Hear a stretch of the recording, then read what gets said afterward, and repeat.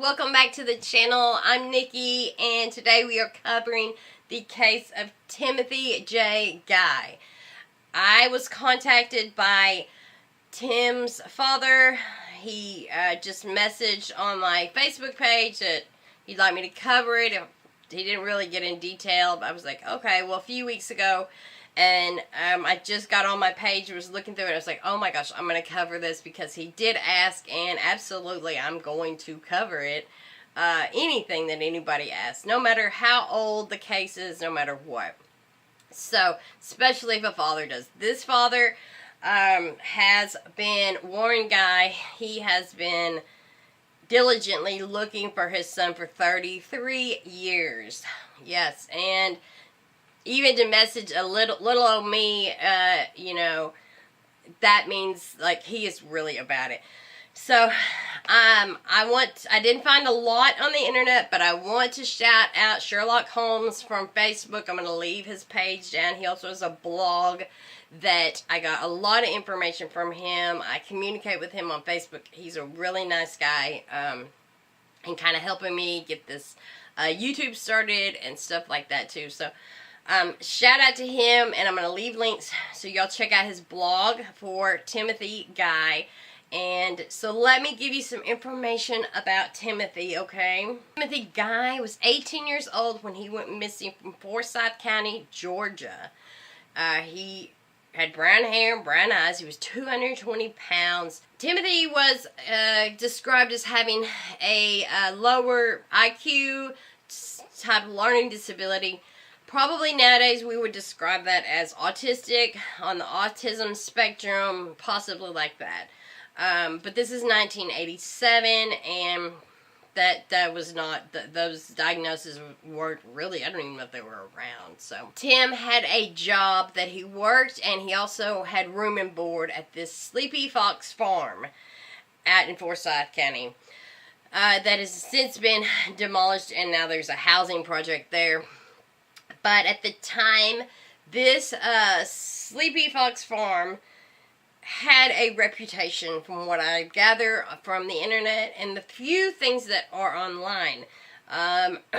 Also, there was a lot of shady characters that have been discovered there. I don't believe that, there's no evidence whatsoever that Tim was involved in anything like that, but he was surrounded by a lot of shady characters, and you know what happens in a lot of these stories when shady characters are involved. The original story is that Guy was seen, he worked that day on the farm, and he was seen leaving with a man named Jeff with no last name. Jeff had a beard and was a big build. Jeff Guy was 5'10", and he was actually supposedly driving a 1972-1974 Chevrolet Impala. He was seen leaving with him, no last name to this Jeff Guy, and so that's basically the story the other people that were at this farm relayed. Since then, Warren Guy, Timothy's father, has said that he totally does not believe that there was anything, there wasn't even a Jeff. Jeff is totally made up. And as you hear the story, you understand, yeah, probably more than likely. But that is the original story, and that is what's posted on the NamUs and everywhere else. So 2 days after Timothy leaves this farm, he never goes home, and the farm calls his dad and mom and say, hey, he's never showed back up to work. Is he there? Well, then they discover he never went home. Primarily what he would do is he'd work on during the week, and then on the weekends he would go home. At that point, they call the police, and they put a missing persons, they file for missing persons report. The police literally blow him off. They don't do any investigation. They don't search the farm. They don't search. They really do nothing. They ask a few questions and nothing. Warren, his father, has basically been the only person who has been putting it out as much as possible. But from what I gather From other people that have looked into this case, the police literally did nothing. On his own, his father has done a lot of investigation, and his father's friends have done investigations on their own. And they found the foreman, Phillip Klinger, who's actually dead now, so don't mind putting his name out there. He was highly involved in drug activity. And apparently, maybe some other criminal activity. But not a good guy, basically criminal, drug dealer, etc., etc. And he was the foreman on this farm. He had tons of land that it's reported that he could manufacture this drugs, sell drugs, etc., etc. It is widely speculated that possibly Timothy saw something that he was not intended to see, and then was taken care of. Quote from the police department says, he was simple. He probably got in over his head and they probably killed him. This is a quote from the police department. And then another quote from the GBI, who finally got investigated, says they found no evidence of foul play. So, you know, did he walk out into somewhere into the farm and fall down? I mean, how come they never found him? Well, on the other hand, if they didn't search the farm, he literally could have been there, maybe out there. Now, his dad really thinks there was some foul play, and it very well could be. But then on the other hand, did he even get to search? Did they search the farm? From what I gather, they did not even search the farm. Nobody did. So, there's just not a lot of information on the internet about this case. I wanted to get it out there. This foreman guy is dead. So if he knew anything, he's not talking. Sherlock Holmes, the guy that I mentioned with the blog, apparently did message his daughter, and his daughter replied with some really weird, like, her dad was in the mob and she's in the mob, or some really kind of mentally unstable statements. Personally, I thought they were kind of mentally unstable. But she never really gave a answer whether her father was involved or she knew anything about Timothy's disappearance. The thing I wanted to put out there for Timothy and for his family is, if you worked at this Sleepy Fox Farm in Forsyth County, Georgia, in 1986, 1987, 1988, well, 87, 88 for sure, okay? He went missing in February of 1987.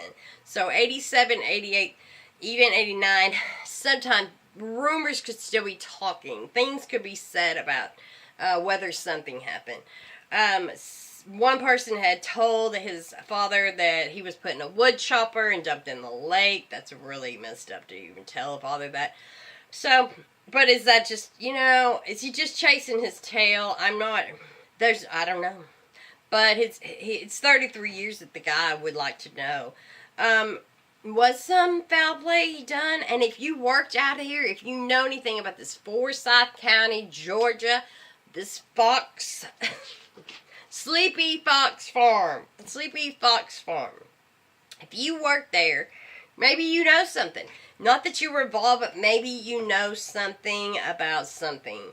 Maybe you heard a rumor about something. Maybe you saw something.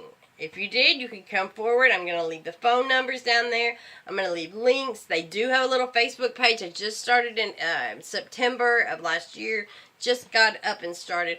And so maybe this man can get answers. If nothing else, maybe they could get a search party. Oh, wait. There's no way. They can't do a search party because that whole entire area has been wiped out and is now a housing project. So basically, the only thing that Mr.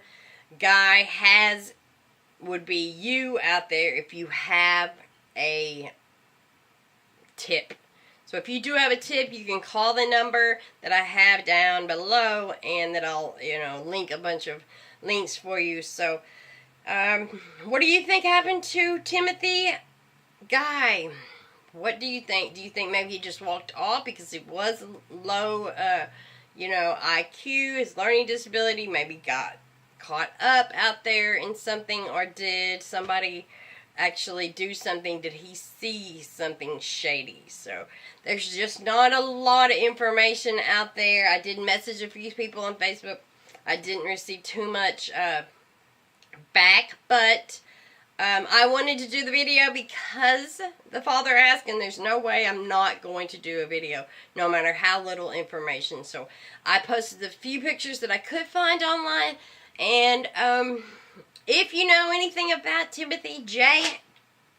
Guy, who went missing on February 6th of 1987, 33 years ago, from Forsyth County, Georgia, when he was 18 years old. He would be 51 now, but he is presumed dead. There's no doubt about that. You can call the Forsyth County Sheriff Office at 770-781-2222. If you worked out there at this Sleepy Fox Farm, give them a call if you know something. And so thanks for letting me do your video, Warren. I appreciate it. I hope that you will share this video, get it out there, and maybe Mr. Guy can get some closure to his son's disappearance. That would be great. And the whole outcome, the whole reason I do these videos is maybe some of these can have a, ending to it. So thanks for watching. Please subscribe. I have some more videos coming, and I will see y'all later.